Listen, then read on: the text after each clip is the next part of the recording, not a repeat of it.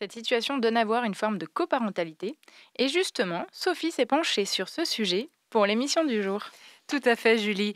Le terme de coparentalité, je l'entends, je le lis et je le vois de plus en plus. À commencer par le titre de cet article de Télérama de février 2024, Coparentalité platonique, de meilleurs amis, ils sont devenus parents. Cet article raconte l'histoire de Sana et Nicolas, qui sont amis depuis 10 ans et en garde alternée de la petite Ida, qui a 2 ans.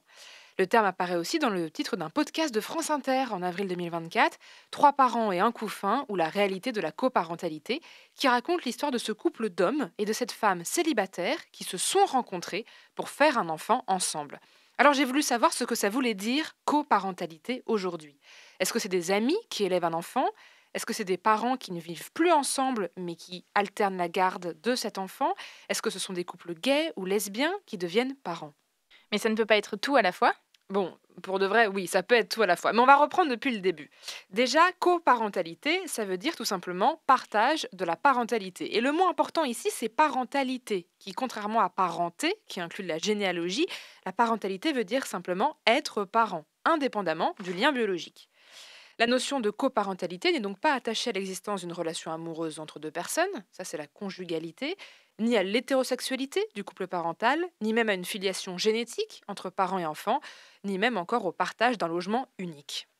Et du coup, si ce n'est pas tout ça, est-ce que c'est quand même un terme fourre-tout, ce terme de coparentalité?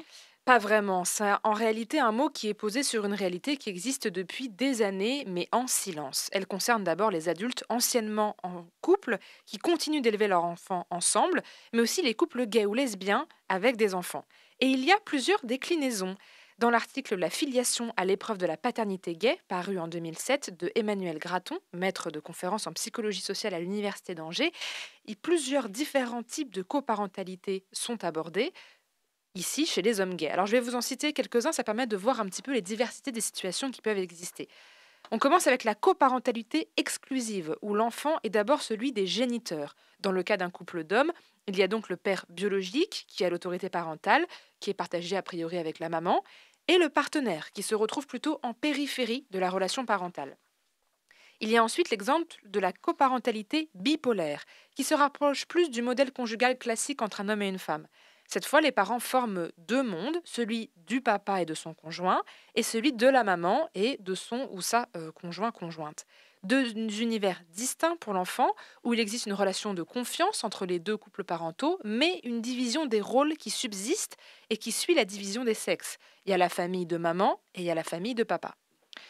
Il y a également la coparentalité intégrative. Cette fois, le projet se fait bien avec quatre adultes. Souvent, c'est un couple gay et un couple lesbien, mais pas toujours.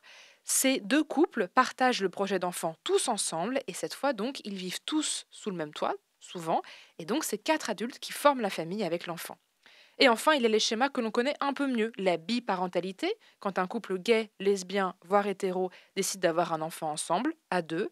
La parentalité est partagée et la dimension conjugale est ici plus forte que la dimension procréative. L'enfant n'est pas au centre du projet, comme c'était le cas dans les coparentalités précédentes. Et du coup, là, dans toutes les coparentalités que tu viens de décrire, il y a à chaque fois cette notion de couple.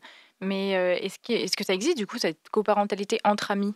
Eh bien, c'est justement la notion émergente qu'on entend de plus en plus, ce partage de parentalité, élever des enfants avec des amis. En fait, c'est se débarrasser de tout le paquet d'injonctions implicites qui étaient mis dans la notion de parent. Celui d'être en couple, celui de l'hétérosexualité, celui de l'affection amoureuse, celui de la filiation, celui de la supériorité de la relation amoureuse sur les autres relations, comme les relations amicales, celui de l'exclusivité. Tout ça, on s'en débarrasse. Et c'est d'ailleurs une question qui est abordée dans le livre Nos puissantes amitiés de la journaliste Alice Rebaud. Avoir un enfant avec des amis, c'est souvent accepter moins de compromis avec le conjoint ou la conjointe, c'est moins facile, mais souvent, par opposition, on peut par exemple mieux communiquer sur ses besoins ou sur la répartition des tâches. Donc ce n'est pas une situation qui est mieux, mais bien une situation qui est différente. Et est-ce qu'avec tout ça, pardon, on voit naître des nouveaux modèles, du coup, familiaux? Alors, ces coparentalités signifient effectivement la naissance de nouveaux modèles, mais pour moi, c'est surtout la mort de l'ancien, ou en tout cas la fin de l'exclusivité du modèle un papa, une maman, un enfant ou des enfants. On rappelle, ce modèle n'est pas naturel, c'est pas le bon modèle, il est loin d'avoir fait l'unanimité dans l'histoire ou à travers les différentes cultures. Emmanuel Graton revient d'ailleurs dans son article sur ce fameux modèle qu'il appelle le modèle bioconjugal. Il cite notamment la sociologue Françoise Héritier pour qui ce modèle a permis d'ancrer la domination masculine dans l'intimité. Oui, la femme a le pouvoir naturel de faire des enfants. Vite, il faut que l'homme puisse avoir le pouvoir de dominer la femme et de lui imposer une descendance qui est la sienne. Ce modèle bioconjugal a notamment pris son essor au XIXe siècle, on en a parlé tout à l'heure, avec les profonds changements politiques, économiques, sociaux et notamment l'exode rural. Quand on n'a plus de village ou de communauté pour élever un enfant, on se resserre sur les deux parents. Et la sexualité, la conjugalité, la parentalité se lient alors dans un unique complexe. Aujourd'hui, il est temps de délier à nouveau tout ça. Grâce à Sophie, on peut arriver à un peu mieux imaginer ces modes relationnels qui sortent des cases. Merci beaucoup. Je t'en prie. Le défi qui suit est comment les documenter, comment les représenter.